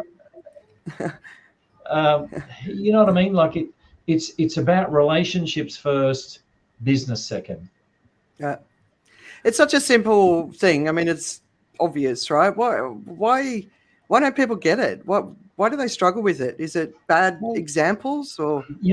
I've spent Can I years. just jump in and speak for just a moment about, as someone who doesn't get relationships that well? I mean, I'm one of those people. When I was growing up, I really hated the idea of networking, for instance, right? Because I really had this sense that I was going out there. I was just too aware of the process. I was too, one of the things as someone who does studies of magic or being a magician, most magicians are bad performers because they're very aware that they're doing magic, and so they start behaving weird in that process. So I find that when people are trying to work on relationships, they're not as smooth in terms of delivering, on these things, which are essentially their moves, and they succeed widely. But I was always aware of it as a move, and that was my issue on that. So I was curious about that from a, is that just something that most people don't detect, that you don't realize that someone's making a move? It really does depend, I guess. And, a lot of people, they're just simply afraid to ask or talk, I've spent ages, over time training people, and people struggle at business events just having a simple conversation. And so having a few simple tips, tools, and ideas really does make a difference. Is that because people are at those events because they've got an agenda, or they've been told to go to the event and network with people, and they feel uncomfortable about the fact that they're there to find someone to sell them something, and they're not there to build relationships? Do you think that's why it's sort of grinding against their natural way of having conversation with a mate? Yeah, pick a name card, any name card. I'll give you a real life example. I was running a training program one day, and this guy said, I'm a partner in, I'm an accountant in an accounting firm. The partners called us together and said, you guys need to go out and get business. Go out and join a networking group and get business. And this guy said, I'm a trained accountant. I don't know how to network. And I'm actually fearful of what to do. I don't know how to go and get business. So there's this undue pressure that when I walk into the room, I'm supposed to crash tackle someone and drag them in and make them do business with me, which, it's just not real. And so, it really comes back to that basic stuff, interact with others as a human first, and then see what comes. Yeah. I think it's I find the way that you do it really, really, really refreshing, Lindsay, because you're there just you appear to be there just to enjoy yourself and be in the moment. And that's how you come across when I've seen you at many events. And sometimes you've got a really important keynote to deliver. Sometimes you're there as the president of the associate or of an association, but you still come across with this genuine, I'm pleased to be here, and I'm having a great time. I think possibly some of it is people are afraid to approach. They're happy to be approached, but they're afraid to approach, which is ironic, because if everybody's afraid to be approached but happy to be approached, then if you approach someone, they're happy for that to happen. It's an interesting one. A lot of people go networking, and I say, why are you here? I'm networking. What does that mean? What's your purpose? Well, I'm networking. My boss told me to go to a networking function, but they don't have a clear outcome or purpose in mind. And so that's, another really simple one. If you're going to go to an event, and my basic goal when I go to any event is just to talk to 3 people that I've never met before and have a meaningful conversation. Not rush up and say, hello, Joe, I'm Lindsay. Here's my business card. Hello, Andrea, I'm Lindsay. Here's my business card. That's not networking. And networking is saying, hey, Joe, tell me about yourself. So you actually do a bit of magic, do you? You seem to know a little bit about it. I saw that really nifty card gesture. How does that work? Open up a conversation, have a meaningful conversation. And, I'll be honest with you, at the bottom of every conversation I'm thinking, could I do business with Joe? Could I do business with Andrea or whoever I'm talking to? And so, there is that element as well. However, I'm not going to be able to ask them to do business until we have some form of relationship. Because if I just swan into the room and go, Andrea, I know you buy products like I sell. Do you want to buy some? What's her response going to be? No, mate, not today. And it's to me, it's the same as the LinkedIn blind pitch, right? How many? My LinkedIn inbox is just full of pictures from people offering me services that I don't want, I don't need. And if I wanted them, I'm not going to go, oh, okay, because some stranger pops up in my box, you know. Great to connect. Would you like to buy something? Yeah, exactly. Like, come on, you know. I'm going to ask my community, who do you recommend that provides these services? That's how it works today, right? Yeah, it's pretty crazy what's going on in the world.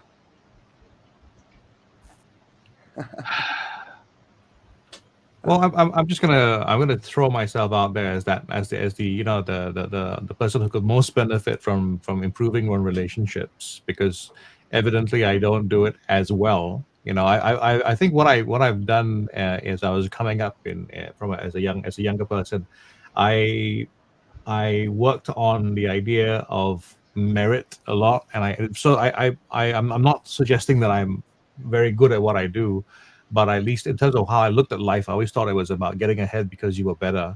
And part of what ran against that in my mind was the idea that, you know, you could then know someone better and get ahead because of that as well. I'm not against networking and relationships. Actually, that's just about how I was when I was younger. I used to talk about, you know, when I was 25, I used to think about, I hate going to networking because people want something from me. And then when I got to 40 plus, I realized that you go to networking because people want something from you, you know.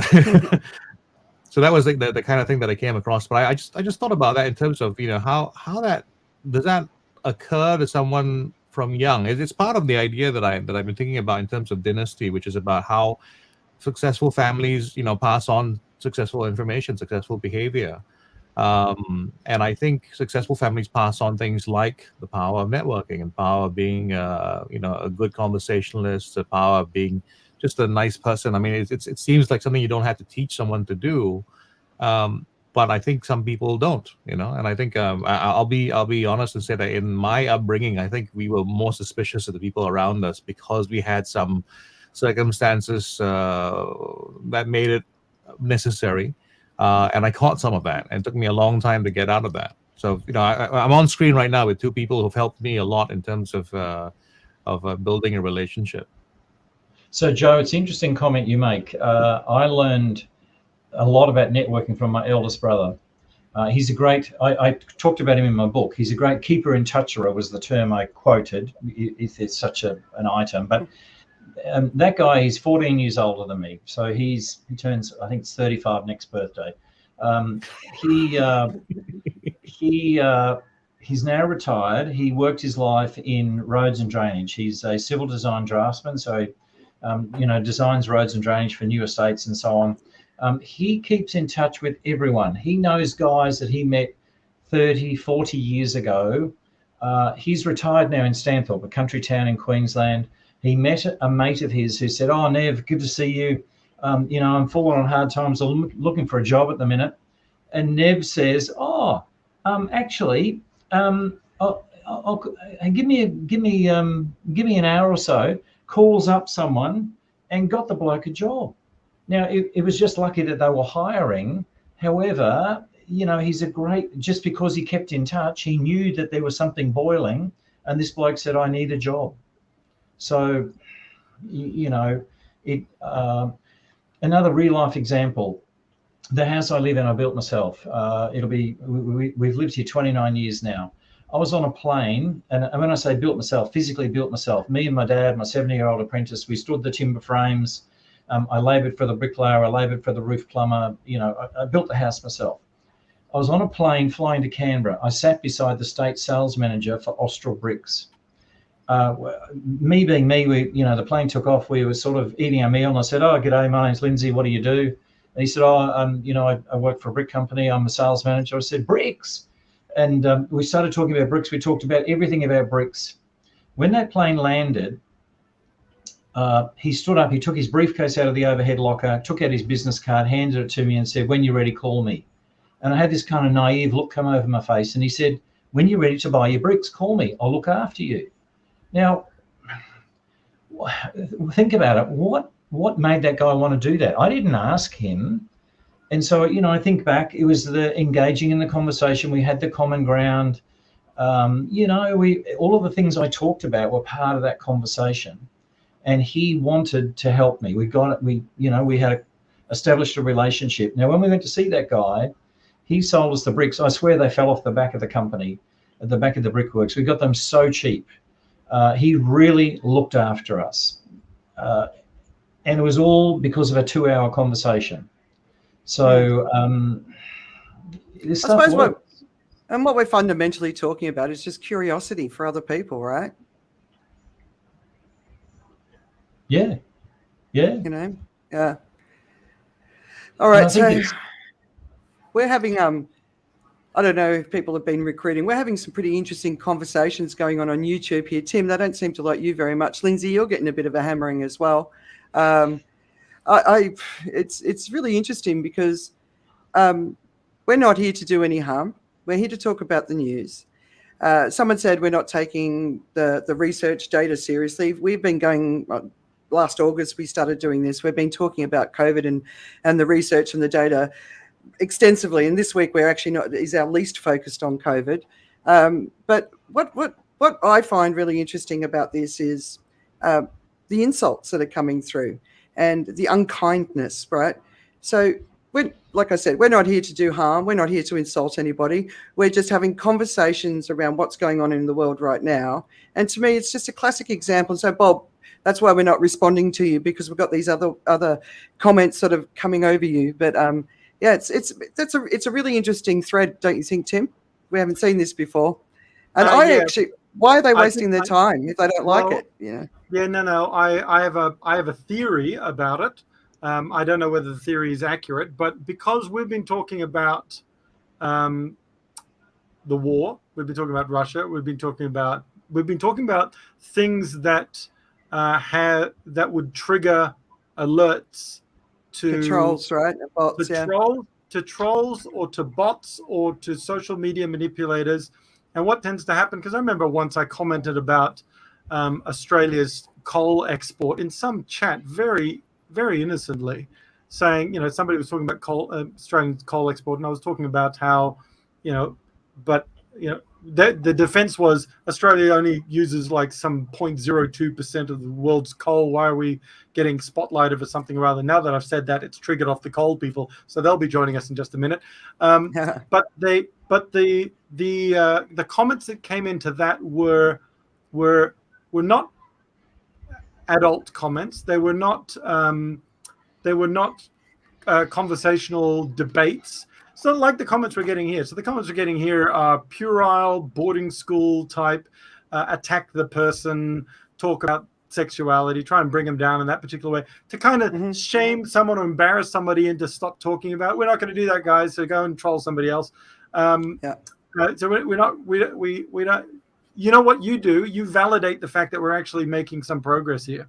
So thanks for coming in and validating it, because if we're getting enough eyeballs for you guys to worry that we're making any sort of headway in influencing somebody to take some positive action to help change the world, then thanks. You've helped us. You've re-energized us to keep going. So I appreciate that. But I think it's because we've touched upon some things that have hashtagged into trollbot world, and bored people at 4 a.m. in some other part of the world, because it is 4 a.m. over in some parts. So don't worry about them. I had a bit of fun, but now I'm giving up on them because I realized that by focusing on them, I wasn't looking at Lindsay in the eye, and which meant I wasn't learning anything. Yeah. I'm sorry. I dropped out because my computer froze, and I was thinking to myself, now I've missed out the key part to make this thing a trifecta, right? We started off with tricks, then I did something about magic tricks, then we got to bricks, and I didn't hear the whole brick story. Yes. Well, we're talking about how the trolls are throwing mud at us and that it's not going to stick. Ooh. You happy with that? Okay. Okay, that's the 4. There you go. All right. Sticks and stones, bricks. Okay, cool. So, Lindsay, if somebody who tuned into this to actually, this is a reasonable question. You're the relationships guy. How do you deal with trolls? Well, that's an interesting one. Generally, I find that you have to rise above it. I got a great mate. His name is Alvin Law. He was born with no arms. His mother took thalidomide when she was pregnant. She had morning sickness, and he used to get bullied a lot at school. And his dad, it wasn't his birth dad. He was adopted. He was given up for adoption, sadly, by his parents. Anyway, his dad, as he grew to know him, said to him, "Alvin, people will always look at you. People will always want to take shots at you. There are two options here. You can resort to violence, and you've got no arms, so how are you going to do that? Or you can rise above them." And I think, the simple thing is, we just rise above it. And, you either ignore it or you move on or you don't engage. There's some such, I agree with your comment earlier, puerile comments in the chat, and, personal attacks, like grow up. Anyway, so I think... I wish I could see these now. I feel like I'm missing out on something. Oh, just go to the top right-hand corner and click comments. You're probably sitting in private chat, mate. Okay. You'll see them.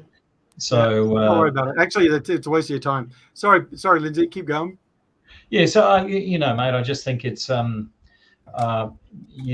if there are some people you're going to engage with and you're going to love it, and there are other people who you're going to engage with and you're not going to like it, and so just move on.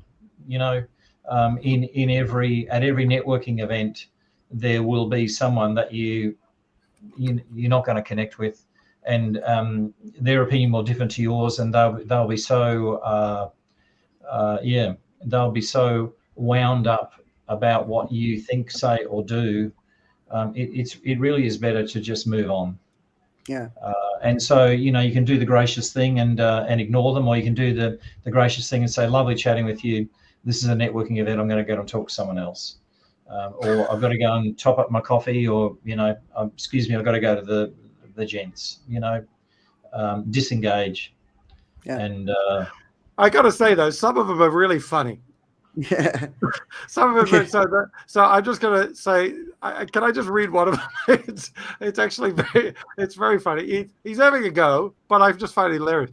Tim has been utterly defeated. Lindsay needs a booster and a hug and a cup of coffee and a herbal tea and a wig. and Tim's uncompromising affection. I think Tyrone, you are far more brilliant than to waste your talents on being a troll, mate. I'm going to take a sip from my creative writing. I'm going to take a sip from my infected bottle now too. Yeah. All right. So thanks, Lindsay. So should we move on to environment and society? And I'll just go through a couple of these. So one of the articles that I really want to encourage everyone to read, the title is Rockstrom on Climate Risk and Conflict at Munich Security Conference. So every year there's a security conference. So, defense leaders from around the world come together and talk about, what's at risk. And basically, this guy, Rockstrom, said, "We are currently experiencing a serious hammering by multiple interconnected systemic risks and crises which threaten global security." And obviously, the Ukraine and the wider geopolitical situation is part of it. Surging and volatile energy prices is part of it. And then he says the climate crisis that hits harder than expected, earlier than expected, and affects all nations.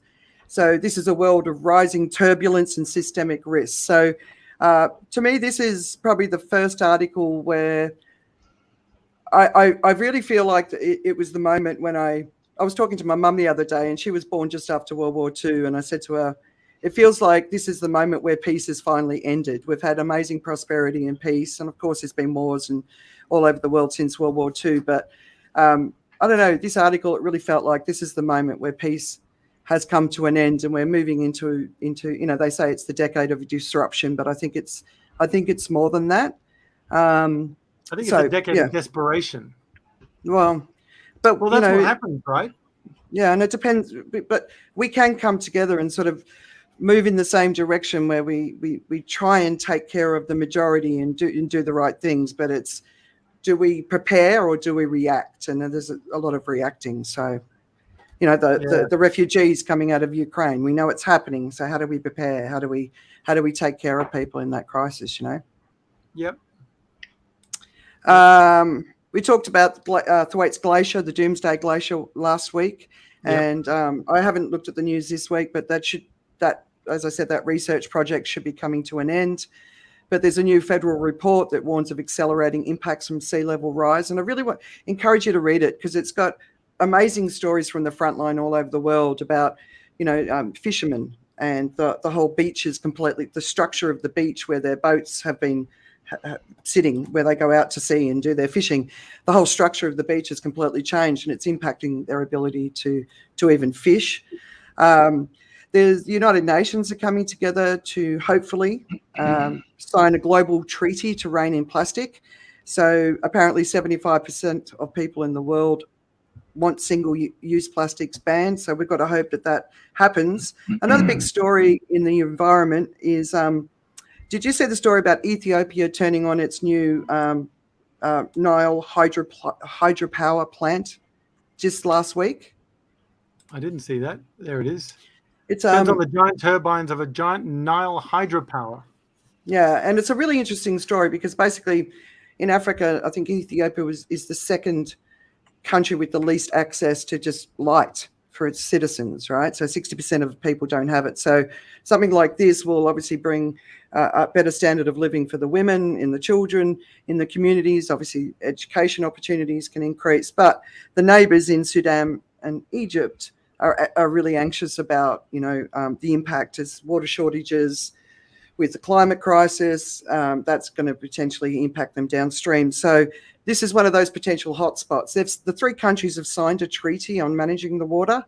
But so this hydropower is a great thing for Ethiopia, but there's the potential sort of bigger issue around it. So that's one worth looking at. So there's a few other things. And the final thing on the environment is the IPCC report. The second out of 3 will be released on the 28th of February next week. And it's really going to be looking at how rising temperatures are going to affect everything. It's expected to have a much broader focus than just the science of what we can do about climate change. So that's one to keep an eye out. And if it comes out, I think it'll come out before our no-show, but we'll talk about that one next week. So that's an important thing that's coming up. So anything you guys wanted to comment on from the environment perspective or society? I was just taking a look at that Ethiopia one. 70 million people aren't connected to electricity. That is astonishing. When you think about the population of your country now, 70 million people not connected to electricity. The other thing I can't quite understand is the worry about the lack of water coming downstream as a result of whacking a dam in, which I get in one perspective, but once the thing's full, then everything should be the same as what comes in goes out, I would have thought. So unless I'm missing something on how water works, well, it depends on up advantages. Depends on the rainfall, doesn't it? Yeah, to some extent. I suppose so, but if it's not, I guess so. But if it's whatever's coming in is going to go out, the dam's just going to stop it for a while. Well, if that were the case, the dam would never fill. So I mean, that's the thing, that they need to restrict the flow to fill the dam. They need to restrict it for until it's full, but then after that, fair enough. Mm-hmm.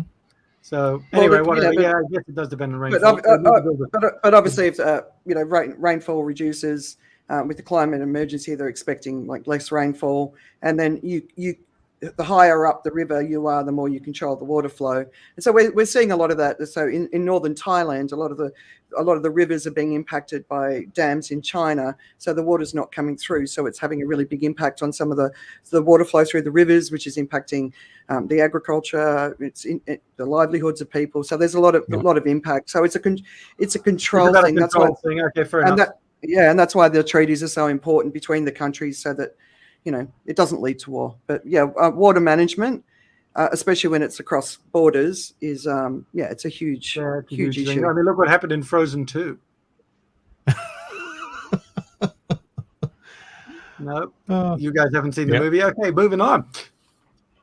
No, it's actually this whole thing about water. People haven't realized. Yes, the word rival actually comes from the Latin word rivus, which is actually river. So it's about water as well, and they figured that out a long time ago. All right. Salary comes from salt. Yeah, right. That makes sense. So it's all about water and salt because the Romans were paid in salt. Yeah. Right. Well, they got a ration of salt. They were paid in other things too. Cool. But they got their salary. I like it. Wow. All right, so let's wrap up. So, Lindsay, this is the bit where you get to tell us what you're watching, listening, reading, whatever that's distracting you away from the news. So, what am I reading? I read an amazing book called, wait a sec, the book is outside, but let me quickly, The Dream Manager by Matthew Kelly. Brilliant little book. It's a fable, and it tells the story of this company. It was a cleaning company, had a massive staff turnover problem, and what they did to overcome that.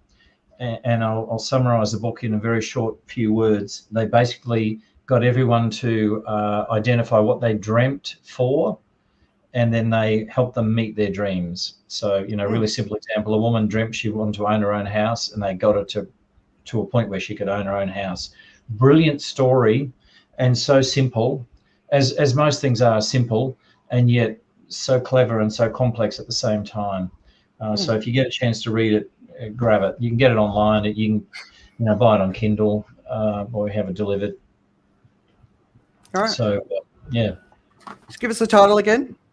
The Dream Manager. Okay. By Matthew Kelly. All right, Joe, Tim, you guys distracted by anything? Comments? Yeah. I just like to say for those in the comments, go pick up a book of this, Billy Bottom Bomb and the Great Poo of Pottyville. It's how you change your diaper. Until you grow up, you might want to do that. Joe, what do you got? Well, I've done something for you, so you don't have to do it, right? And that's logged on to Disney Plus and watched the book of Boba Fett. It actually has a pace of a book as a TV series. So I'm not recommending it. I had to, once you start watching it, you kind of have to figure out how it's gonna go and how it's gonna end and all that. It has some very amazing things in it, including some remarkable CGI where Mark Hamill returns in his youthful form. And they almost managed to replicate his performance when he was younger and not so good an actor. Very nicely done. Well, so You're saying it is not worth watching? I'm saying you don't need to watch it. No, but I mean, if you're someone who's a real Star Wars fan from start to finish, you have to consume every bit of it. It's part of the collection, right? It's the Lego piece you must pick up and keep as well. But I don't know, man. As a piece of TV, I'm not sure if you have to. It's a piece of YouTube comment.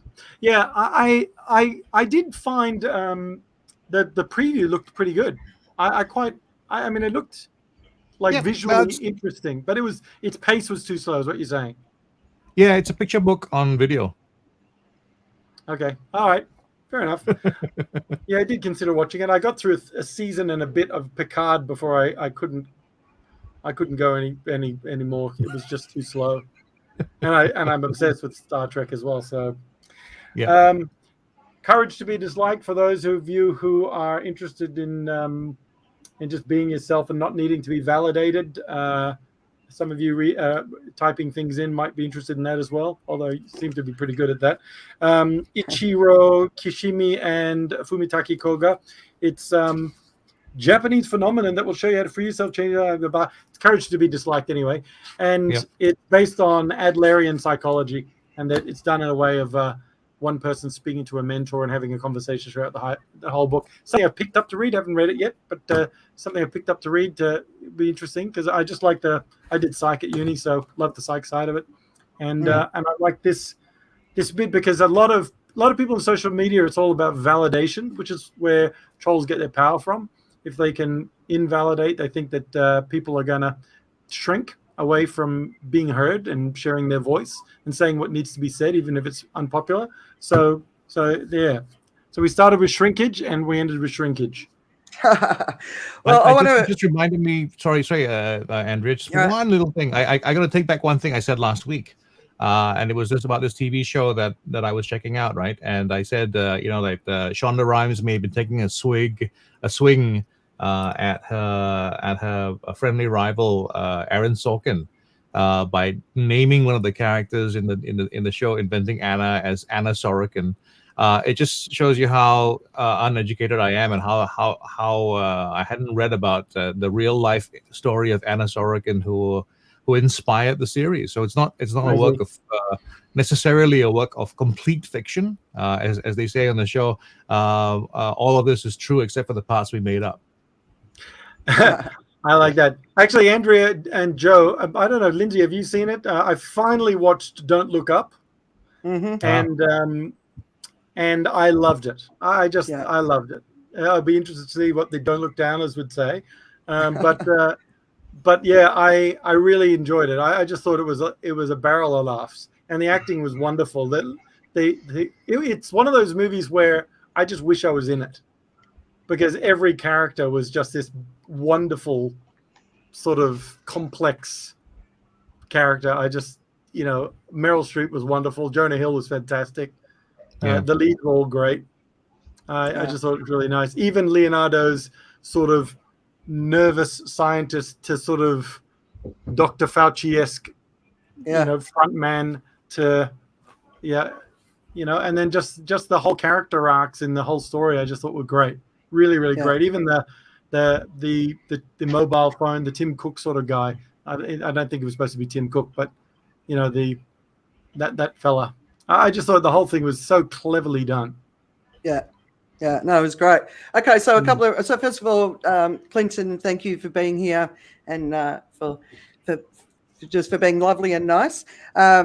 So two things that I've been watching. The first is Downfall, the case against Boeing. And last week I was talking about the time I was working for an aerospace company in Australia, and Boeing was one of our customers, right? So for me, this story it kind of felt quite personal.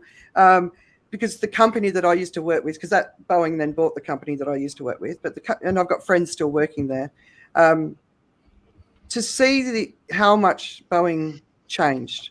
Have you guys, anyone seen it yet? No, it's on my list though.